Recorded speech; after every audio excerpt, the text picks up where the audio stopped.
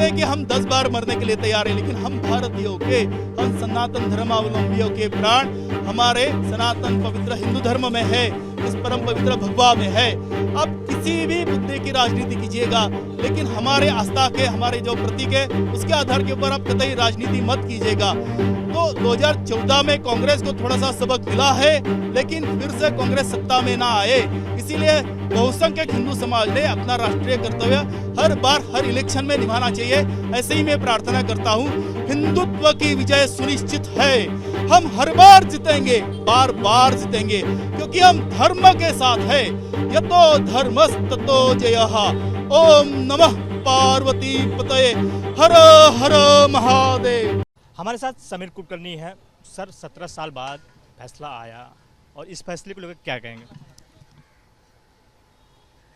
हमारी खुशी का आज ठिकाना नहीं है। जब स्वायत्त सम्माननीय विशेष एनआई न्यायालय ने निर्णय सुनाया तो उसी वक्त हमने न्यायालय का आभार व्यक्त किया और उनको बहुत ही हृदयता से, निस्वार्थ भाव से कहा कि आज हमारा पुनर्जन्म हुआ है। इस पल की हम 17 वर्ष से राह देख रहे थे। मैं निर्दोष था, इसलिए पहले दिन से मैंने वकील नहीं किया। मैंने पहले ही दिन brain mapping test, narco test, polygraph test के लिए नो ऑब्जेक्शन दिया था। और इस मुकदमे का सत्ताधारियों ने या सत्ता के दलालों ने जितना दुरुपयोग किया, ऐसा कौन सा दूसरा गुनाह नहीं हो सकता है विश्व पटल के ऊपर। जिन्होंने इस मुकदमे को लीड किया उसमें था परम क्रूर सिंह, मैं उसको परमवीर सिंह नहीं कहता हूँ, सुखविंदर सिंह थे, केपी रघुवंशी साहब थे, अनामी रॉय साहब थे, एटीएस काला चौकी के इंचार्ज थे अरुण खानविलकर, सचिन कदम। ये मुंह छुपा के बैठे, ये ट्रायल में साक्ष्य देने के लिए आए ही नहीं, सच्चाई का सामना इन लोगों ने किया ही नहीं।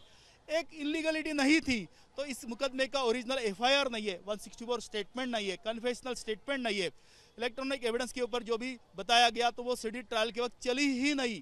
जो की विटनेस था कि जिसके आधार के ऊपर एफआईआर बनाया था, तो वो ट्रायल में कहता है कि मैं 100% कॉन्फिडेंट नहीं हूँ कि इसी व्हीकल के ऊपर इंसिडेंस हुआ करके। एटीएस ऑफिसर के नाम से झूठे स्टेटमेंट रिकॉर्ड किया गया, ऑन ड्यूटी आर्मी ऑफिसर के नाम से स्टेटमेंट रिकॉर्ड किया गया। तो ये फैब्रिकेटेड केस था, केवल और केवल 2009 का लोकसभा का आम चुनाव सामने रखकर घटिया राजनीति इस देश में खेली गई और मैं इसका विरोध करता हूं और सभी भारतीयों से दो हाथ जोड़कर प्रार्थना करता हूं कि किसी भी सामाजिक धार्मिक जीवन जीने वाले किसी भी व्यक्ति के जीवन में ऐसा जीवन उसके नसीब में ना आए। इसीलिए कांग्रेस को आप आजीवन कभी वोट मत दीजिएगा। जहां जहां कांग्रेस की सरकार है वो चलने ना ही चाहिए, नहीं तो ये बहुत ही घटिया राजनीति का अपना परिचय देते हैं। इसका दुस्साहस उन्हें फिर से नहीं करना चाहिए, उनको सबक सिखाना चाहिए। और आज यच्चयावत हिंदू समाज की क्षमा माफी, कांग्रेस का नेतृत्व, राष्ट्रवादी का नेतृत्व, सोनिया गांधी और शरद पवार ने मांगना चाहिए, ऐसा मेरा कहना है। कहीं न कहीं सरकार के दबाव में कहीं एटीएस जो अधिकारी थे, कर्मचारी ने किया। मैं पूरा अपने अनुभव के आधार के ऊपर कहता हूं कि उस वक्त वो भी कहते थे कि इलेक्शन का वक्त है, आप हमारी हाँ में हाँ मिलाइएगा, आप कोर्ट के अंदर इसको मुकर जाइएगा, बहुत सारा पैसा ऐटा भी लूटा भी, केवल सरकार का दबाव नहीं तो पैसा भी इसमें एक प्रमुख मुद्दा होता है। लेकिन इसका ये जो झूठ है ये आप 17 साल तक छुपा के बैठे, लेकिन सच तो न्यायालय के सामने कभी ना कभी तो आना ही चाहिए था। इसलिए तो हम हर दिन एक क्षण भी लेट कभी गए नहीं हम न्यायालय के अंदर, क्योंकि हमको सच्चाई पता थी। तो जिन्होंने इस मुकदमे को लीड किया वो तो साक्ष्य देने के लिए स्पेशल एनआई कोर्ट में कभी आए ही नहीं। एनसीपी और कांग्रेस की सरकार थी उस समय। बिल्कुल सर जी, मालेगांव के जो गरीब ईमानदार टैक्स पेयर लोग हैं उनकी जान बचाने में असमर्थ रही तत्कालीन गवर्नमेंट, और उनके मरने के बाद में भी बहुत ही घटिया तरीके से, बेशरम तरीके से राजनीति इस देश में कांग्रेस ने किया। तो बहुसंख्यक हिंदू समाज के साथ भी विश्वासघात किया और मुस्लिम समाज के साथ, अल्पसंख्यक समाज के साथ भी छल किया। आज मेरे जीवन में 17 वर्ष के बाद में खुशी आई है, लेकिन जिस परिवार का सदस्य को देवाज्ञा हो गया, जिस परिवार का सदस्य घायल है, तो आज वो स्वयं को धता महसूस कर रहा है कि हम कितने बेवकूफ़ बन गए करके। तो आज ये सभी लोग उत्तरदायी है, आज इन्होंने सच्चाई का सामना करना चाहिए। भगवा आप पहने हुए हैं, आज भगवा की जीत हुई और भगवा आतंकवाद बताया गया।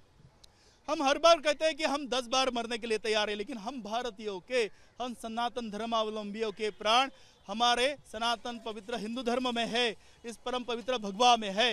आप किसी भी मुद्दे की राजनीति कीजिएगा, लेकिन हमारे आस्था के, हमारे जो प्रतीक है उसके आधार के ऊपर आप कतई राजनीति मत कीजिएगा। तो 2014 में कांग्रेस को थोड़ा सा सबक मिला है, लेकिन फिर से कांग्रेस सत्ता में ना आए, इसीलिए बहुसंख्यक हिंदू समाज ने अपना राष्ट्रीय कर्तव्य हर बार हर इलेक्शन में निभाना चाहिए। ऐसे ही मैं प्रार्थना करता हूं, हिंदुत्व की विजय सुनिश्चित है, हम हर बार जीतेंगे, बार बार जीतेंगे, क्योंकि हम धर्म के साथ है। यतो धर्मस्ततो जयः। ओम नमः पार्वती पतये, हर हर महादेव। विपक्ष बहुत बहुत धन्यवाद। विपक्ष कह रहा है कि अपर कोर्ट में जाना चाहिए। हमारी देश की व्यवस्था है, उन्होंने अवश्य जाना चाहिए, लेकिन इस मुकदमे में जो 14 आरोपी पकड़े गए थे, जिनको 7 को डिस्चार्ज किया गया था, तो उस ऑर्डर को सेटिस्फाइड करने के लिए वो लोग क्यों नहीं गए? हमारे खिलाफ प्रथम दृष्टया कोई एविडेंस नहीं था, इसीलिए हमको जमानत के ऊपर छोड़ा गया था। तो किसी भी आरोपी के खिलाफ वो लोग क्यों नहीं गए? फोकट का पैसा है, चमकोगिरी करना है, इसके लिए सब लोग आज़ाद है, लेकिन टैक्स पेयर का पैसा इस व्यवस्था के ऊपर लगा हुआ है। तो मुझे नहीं पता कि किसको क्या खुशी मिलती है करके, लेकिन सच्चाई तो आज सम्माननीय विशेष न्यायालय ने अधोरेखित किया है। पिछले ही सप्ताह मुंबई के 7/11 का हमले के जो निर्दोष भारतीय थे वो 18 वर्ष के बाद में छूटे हैं। मालेगांव 2006 के भी आरोपी 10 वर्ष के बाद में छूटे हैं। तो केवल एक मुकदमा नहीं है, अंटालिया केस आप देख लीजिएगा कि तत्कालीन गृह मंत्री को रिजाइन देना पड़ा था। तो घटिया राजनीति के लिए ही जांच एजेंसी का दुरुपयोग करते हैं। स्वायत्त यंत्रणा है आरबीआई और इलेक्शन कमीशन, न्यायपालिका, वैसा जांच एजेंसी नहीं है। तो जब तक जांच एजेंसी स्वायत्त नहीं होती है, तब तक निर्दोष भारतीय ऐसे इनकी घटिया राजनीति का शिकार होता रहेगा, ऐसा मेरा अनुभव है।